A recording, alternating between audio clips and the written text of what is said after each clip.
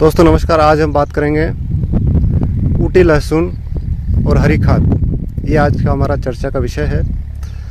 ऊटी लहसुन की तैयारी और उसके साथ साथ खेत की तैयारी शुरू हो चुकी है और इस साल हमने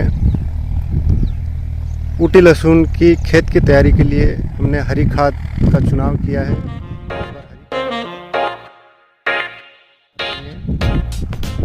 ये लगभग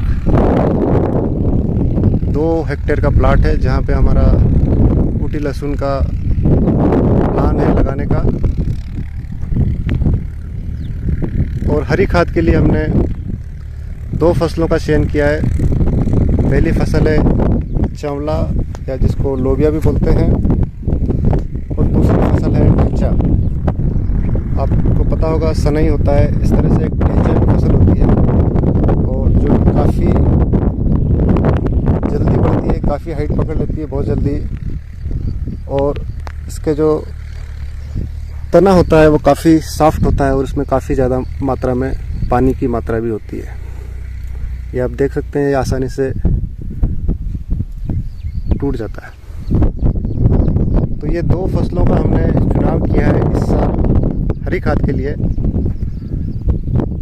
हमारे कई मित्र पूछते हैं कि हरी खाद क्यों लगानी चाहिए और हरी खाद के क्या फ़ायदे हैं।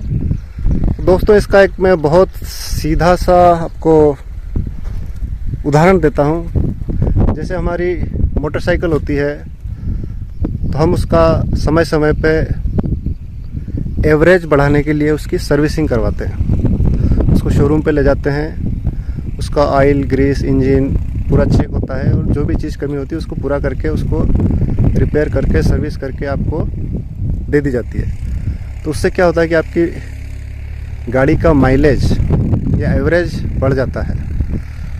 ठीक उसी तरह हम कई वर्षों से लगातार खेती करते आ रहे हैं, तो उस वजह से हमारी खेत की, हमारी मिट्टी की उर्वरक क्षमता कम हो जाती है।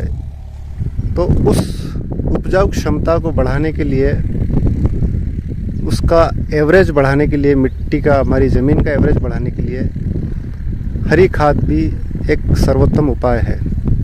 और दूसरे से कई सारे उपाय हैं।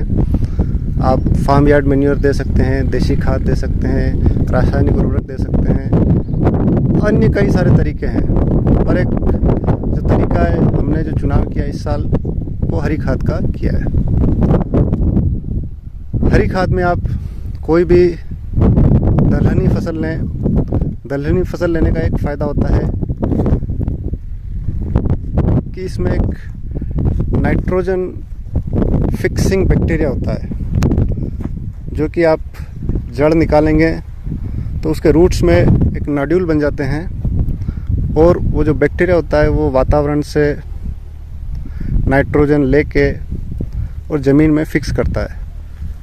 तो एक नाइट्रोजन फिक्सिंग बैक्टीरिया होने की वजह से आपकी ज़मीन में रेडी अवेलेबल नाइट्रोजन आपको उपलब्ध कराता है हरी खाद। दूसरा सबसे इम्पॉर्टेंट, जो हमारे कई सारी बीमारियां होती है, फंगस होती है हानिकारक, तो उनको भी रोकथाम में हरी खाद काफ़ी मदद करता है। वो कैसे करता है कि कई सारे जो हमारे अच्छे फंगस होती है, अच्छी बैक्टीरिया होती है, उनको ग्रोथ में ये हरी खाद जब मिट्टी में मिलाते हैं तो जब ये डिकम्पोज होता है, सड़ता है, तो उसमें जो हमारे अच्छे बैक्टीरिया होते हैं उनकी ग्रोथ होती है और वो जो हमारे हानिकारक फंगस हैं, बैक्टीरिया हैं, उनको ये ख़त्म कर देता है। तीसरा एक इसका सबसे अच्छा लाभ होता है कि आपकी मिट्टी की जल धारण क्षमता को बढ़ाता है। वाटर रिटेंशन कैपेसिटी को ये बढ़ाता है।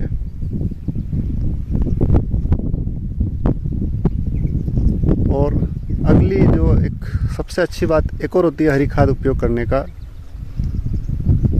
कि इससे आपको जो आपके खेत में ऑलरेडी न्यूट्रिएंट्स हैं, nitrogen, phosphorus, potash, calcium, magnesium, ferrous, तो जो ऑलरेडी आपके ज़मीन में जो ऑलरेडी न्यूट्रिएंट्स अवेलेबल हैं उनकी उपलब्धता को ये बढ़ा देते हैं, जिससे कि आपको अगली फसल में उसका अच्छा खासा फ़ायदा मिल सकता है।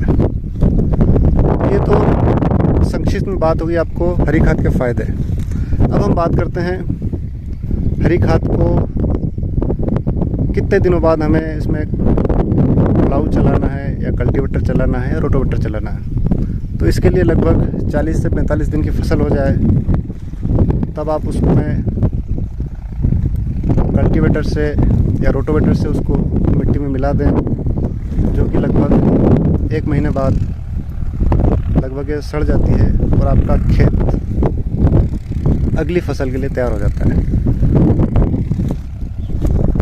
चलिए अब हम देखते हैं कि हमारे खेत में भी हम कल्टीवेटर के द्वारा आज इसको मिट्टी में मिला रहे हैं। हमारी जो ये फसल है ये लगभग 1 महीने की है। हम लोग 10 दिन पहले इसलिए मिला रहे हैं क्योंकि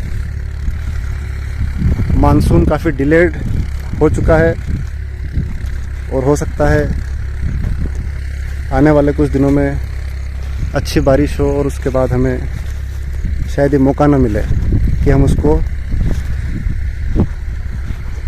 मिट्टी में अच्छी तरह से मिला सकें।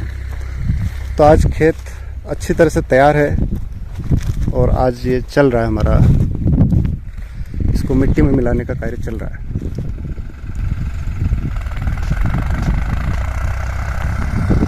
ये कल्टीवेटर से